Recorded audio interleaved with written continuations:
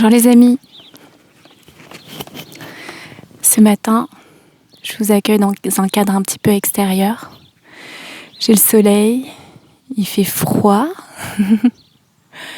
mais je suis bien. Donc j'ai décidé de filmer cette vidéo un petit peu comme la dernière fois. Je suis au même endroit que la dernière fois que j'avais fait en extérieur aussi. Et voilà, je pense que c'est le bon moment pour ajouter une petite vidéo. Surtout parce que j'ai l'inspiration qui me vient. Je suis obligée de tenir le micro. Je vais essayer de le brancher. Ouais, ce sera bien.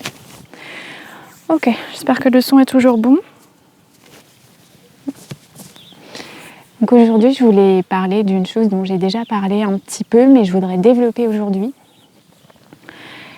Je ne sais plus dans quelle vidéo je vous avais parlé de la racine première, de la racine originelle de certaines pensées, en fait de toutes nos pensées. Donc on a un nombre impressionnant de pensées par minute, par jour, encore plus.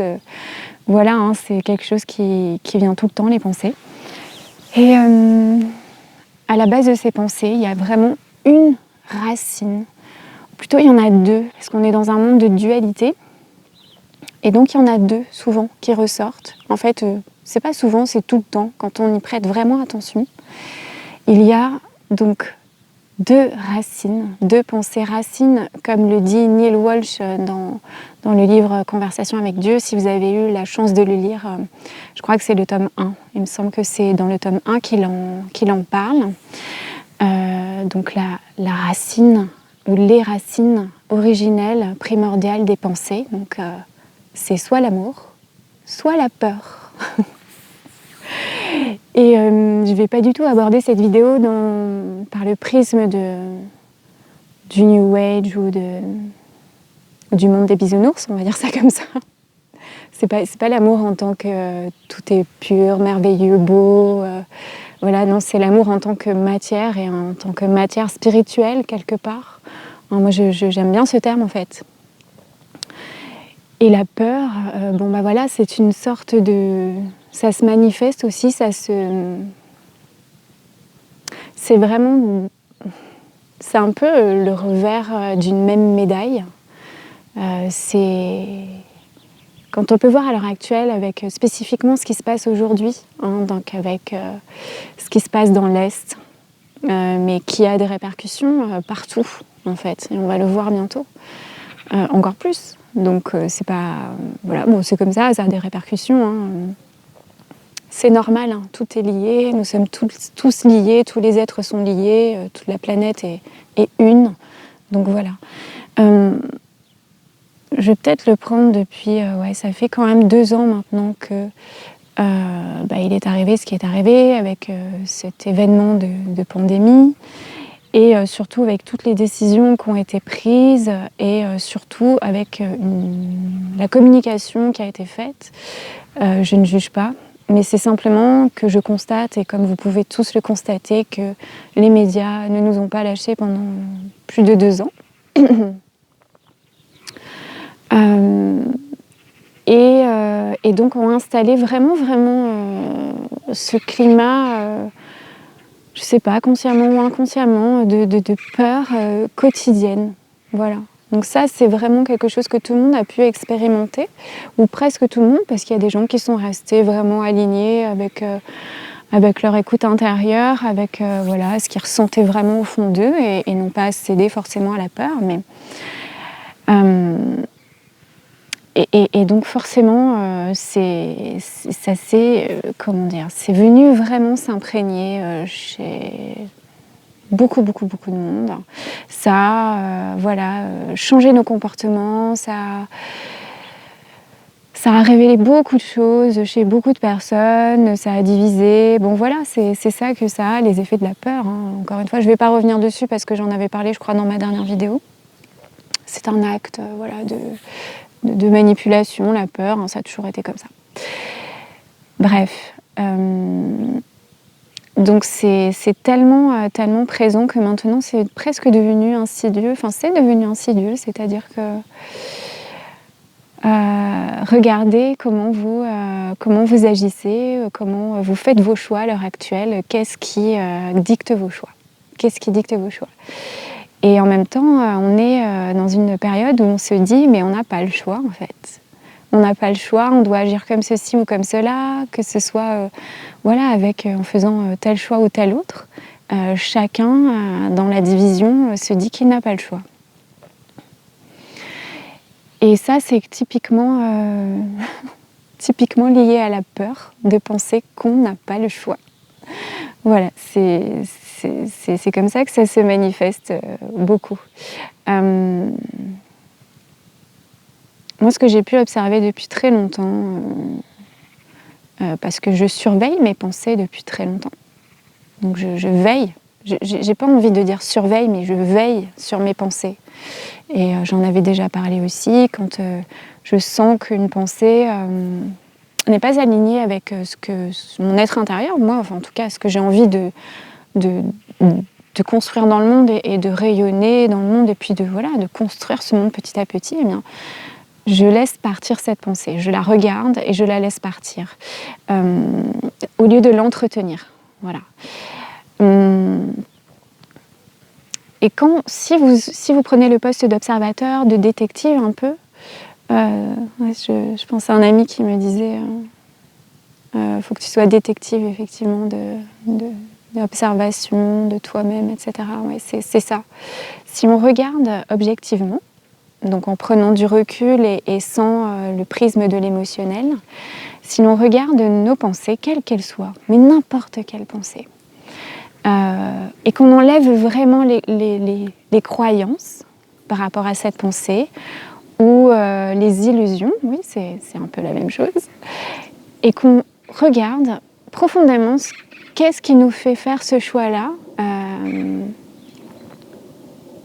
quand c'est une pensée qui va découler d'un choix. Mais en général, les pensées, ça fait agir. On pense, ensuite on verbalise et ensuite on agit. En général, c'est comme ça. D'ailleurs, c'est quasiment tout le temps comme ça. Il se peut qu'il y ait des pensées qui restent non exprimées et non actées. Ça ne veut pas dire qu'elles n'ont pas de pouvoir. Hein. Elles ont du pouvoir aussi. Mais voilà, si on prend par exemple... J'aimerais bien trouver un exemple. Alors, je vais prendre un petit moment, un exemple simple.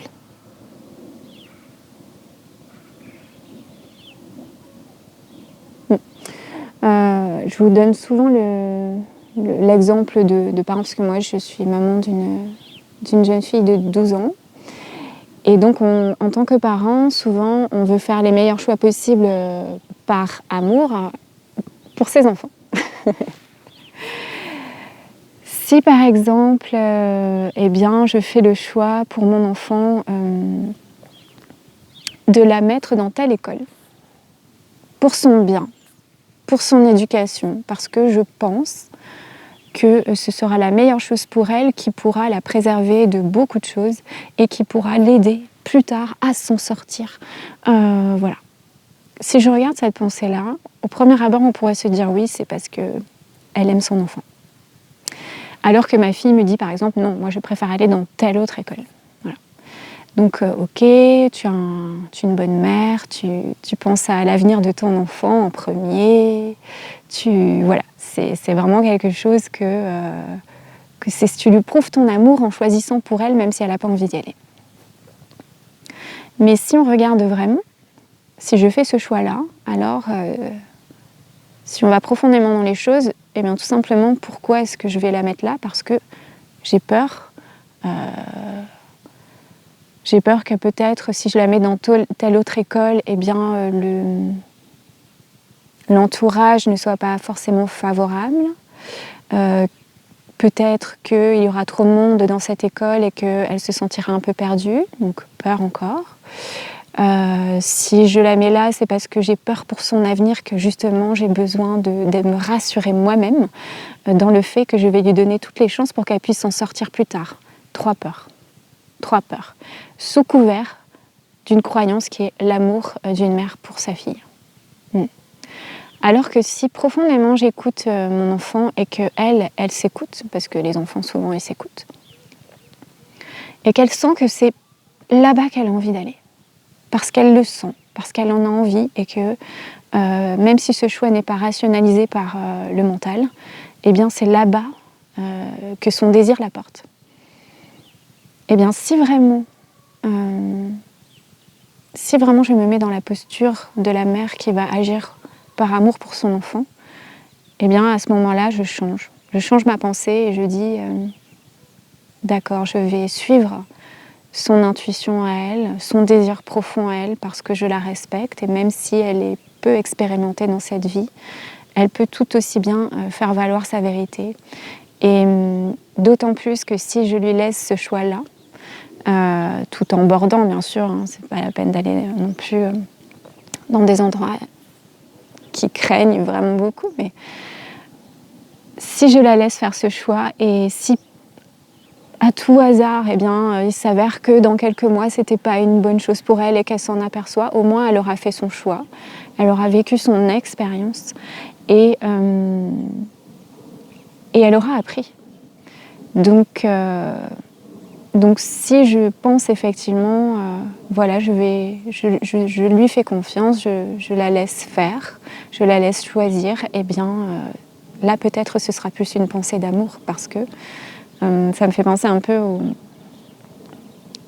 Alors je connais rien vraiment en religion, mais il y a une parabole, il me semble bien, je ne sais plus dans quel testament, qui fait référence au fils prodigue. Et l'histoire du fils prodigue, si je me souviens bien, c'est que un père vit avec deux fils et un jour, un de ses fils s'en va voyager le monde et l'autre fils a fait le choix de rester auprès de son père pour aider son père, pour veiller sur son père, etc. Et des années après, le fils qui est parti voyager, faire son expérience du monde, revient, et bien il est célébré en grande pompe et le fils qui est resté auprès de son père et qui a eu l'impression de faire un sacrifice, de se sacrifier, ne comprend pas la réaction de son père et dit « mais pourtant, père, je comprends pas, moi je suis restée avec toi, j'ai veillé sur toi et pourtant tu encenses mon frère qui est parti ». Et je sais plus ce qu'il lui a répondu exactement, mais en gros l'histoire c'est que le père a encensé justement l'expérience qu'a choisi l'expérience du monde, qu'a choisi le deuxième fils et moins encensé le pseudo-sacrifice qu'a fait l'autre fils qui avait peut-être peur de partir ou qui avait peur de laisser son père. Voilà, c'est un peu... Ça me fait penser à ça, même si bon, c'est un peu différent, mais... Moi, je me suis vraiment aperçue, personnellement, en veillant sur mes pensées et en choisissant mes pensées maintenant, que vraiment, chaque petite pensée, chaque petit choix, même un choix vraiment minime, eh bien, il y a toujours cette pensée racine derrière que c'est soit une pensée d'amour, au sens large, soit une pensée de peur. En gros, ce qui n'est pas la peur, c'est l'amour. Et ce qui n'est pas l'amour, c'est la peur. C'est assez basique comme raisonnement, mais c'est quand on enlève toutes les couches, comme je vous disais, eh ben c'est ce qui ressort. C'est ce qui ressort. Et encore une fois, je ne parle pas de l'amour illusoire, mais de l'amour vraiment sans condition. En fait, qu'on appelle aujourd'hui l'amour inconditionnel, voilà. C'est sans attente, sans attente. L'amour inconditionnel envers soi, déjà, de s'écouter soi, profondément, d'écouter son intuition, d'écouter ses désirs, non pas la volonté, mais le désir profond. C'est ça l'amour inconditionnel envers soi, ça apporte la confiance, ça apporte des expériences uniques. Et même si vous vous écoutez par exemple et que, je sais pas, vous vous écoutez, vous choisissez de changer de travail, d'aller dans telle voie et qu'au final, au bout de 2 ans, ça va pas, il faut changer, mais ça veut pas dire que c'était pas la bonne voie. Ça veut dire simplement que vous deviez passer par ce chemin-là, que vous avez appris et que sans doute ça vous aura mené à autre chose. Donc en fait, quel choix je vais faire demain et quel choix je vais faire tout à l'heure, quelle pensée je vais mettre en premier. Ça demande un travail Alors pas de travail, j'aime pas ce mot.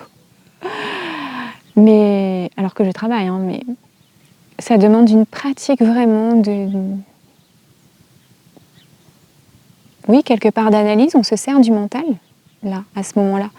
Il est très très nécessaire à ce moment-là pour voir, pour regarder la vérité en face et dire cette pensée, est-ce que c'est une pensée d'amour ou est-ce que c'est une pensée de peur. Et des fois, il faut creuser. Hein. Des fois, il faut creuser parce qu'on ne le voit pas forcément, comme l'exemple que je vous ai donné tout à l'heure. On pourrait penser que c'est de l'amour, mais c'est de la peur.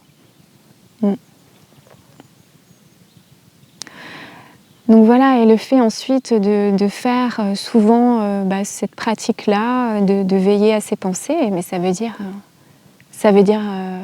chaque pensée. Ça veut dire ne pas se... On peut des fois, parfois, on n'est pas obligé de faire tout ça tout le temps. On peut s'accorder des phases de repos, des phases de je me lâche un petit peu le cerveau, ou je me lâche un peu... Je me repose, quoi. Mais après, voilà, après repartir dans des bonnes pratiques, si on a envie d'avancer, et comment on a envie d'avancer, le monde, il se crée de l'intérieur. Ça, je pense que tout le monde arrive à le comprendre maintenant. Le monde, il se crée d'abord à l'intérieur. Nos pensées sont créatrices, deviennent paroles, deviennent actes. Une action, elle a eu d'abord au moins une pensée, même si elle n'a pas eu une parole. En général, elle a eu une parole aussi, parce qu'on se parle à l'intérieur.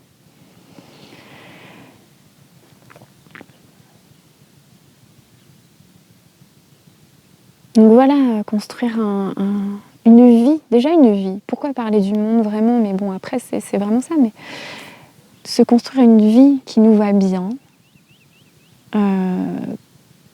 c'est prendre la responsabilité de ses pensées.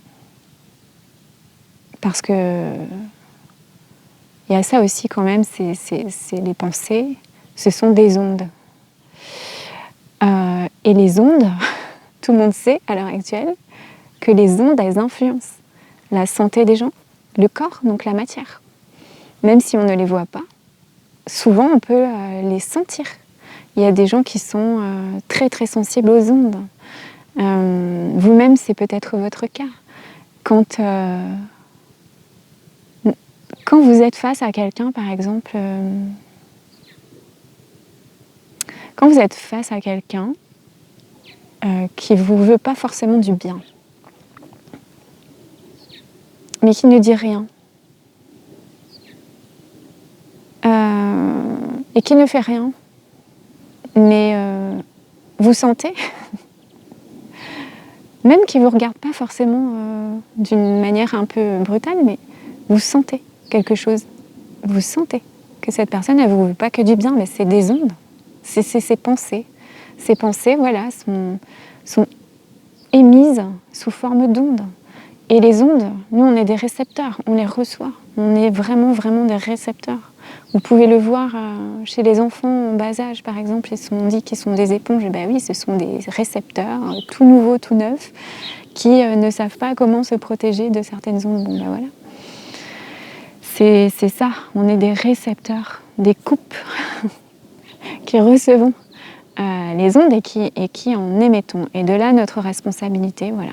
Qu'est-ce que je veux mettre dans ma vie? Est-ce que je veux émettre des pensées créatrices qui vont m'aider à construire ma vie d'une certaine manière, qui me ressemble, selon l'amour. L'amour, grand amour, c'est-à-dire vaste. Pas une seule définition de l'amour, mais une expansion totale de l'amour. Ou alors est-ce que je vais rester transie sur des pensées de peur qui me feront agir par la peur et je vais émettre la peur? C'est ça la responsabilité, hein. C'est un peu ça qu'on appelle le père à l'intérieur de soi, le père et la mère. Bon, le père, c'est la responsabilité. Et quand on sait ça, on ne peut plus retourner en arrière. C'est-à-dire qu'on peut se voiler la face, mais c'est aussi une responsabilité que l'on prend.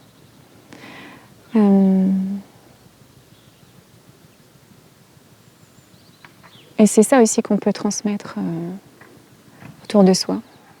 C'est de prendre la responsabilité de sa vie, de ses choix, de nos actions, de nos paroles et surtout à la racine de nos pensées, dont va découler tout le reste. Et construire, voilà, brique après brique, pensée après pensée, parole après parole, action après action. C'est comme ça que notre vie se construit et c'est comme ça que, de fait, le monde se construit.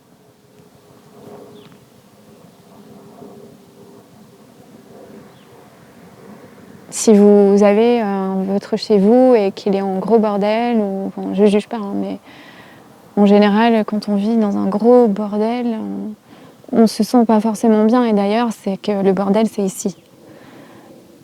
Bon, eh bien, on va peut-être choisir de faire le ménage. Rien n'est irréversible, mais une maison dans un foutoir, un monstre, peut être rangée. Même un mental très lourd et envahi de pensées lourdes et encombrantes et de peur peut être nettoyé. Tout est réversible. Tout est en évolution constante. Donc après, ce sont des choix personnels. Quel choix personnel je vais faire? Est-ce que je vais laisser la peur et vivre dans la peur au quotidien, ce qui en plus va influencer tout le monde autour de moi? Et même des fois dans un cercle très, très vaste. Ou alors est-ce que je vais plutôt agir en fonction de l'amour, penser l'amour, etc.